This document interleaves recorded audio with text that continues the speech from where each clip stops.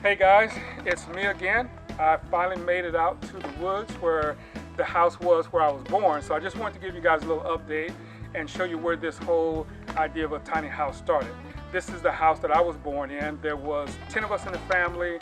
I was the 7th son and the 10th child. So most of us was born in this house behind me. It's hard to believe because there's only 2 rooms.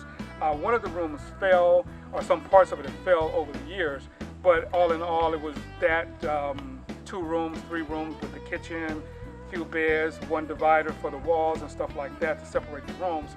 But this was it. This is where I was born, and a lot of other people of that time was born just like this. Some houses a little better, some may have been a little worse, but it wasn't like we stood out because everybody around here was like that back in the 60s when I was born. And of course there was no running water. We had a spring down the way back here where we would walk down with buckets or whatever we needed, get water for the house and water to cook. And then of course we had an outhouse down this way someplace, and I was told before I left we actually had electricity, and I did see a box back there on the back of the house for it. But it was one of those things that was finally coming to the rural South at that point, at least to this area. So we did have a little electricity, but anyway, wanted to just give you a brief look into where this whole idea of a tiny house started. So now, looking back as I've grown older, I wanted to see if I could duplicate a house in the woods myself. So the small house project that I'm doing, that I've been doing the pillows for, is actually the beginning of that tiny house. And of course, I always thinking in the back of my mind, thinking about how I grew up and where I grew up, and seeing if I could basically do something that's a little bit better than the house that I was born in.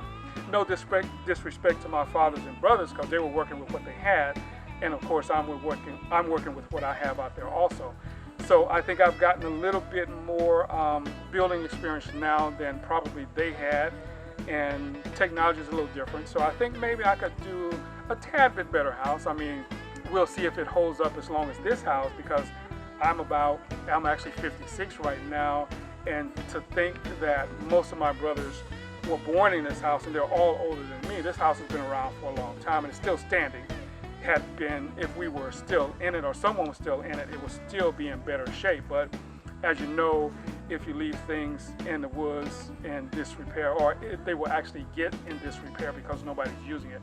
So thank you for stopping by. And yeah, you're probably wondering why I'm carrying a scatter gun, but my thought is anytime you're in the woods, especially out here when I haven't been out here for a long time, I wanted to make sure if there was any snakes or anything around that I would have something to deal with them instead of getting bit and all that other good stuff.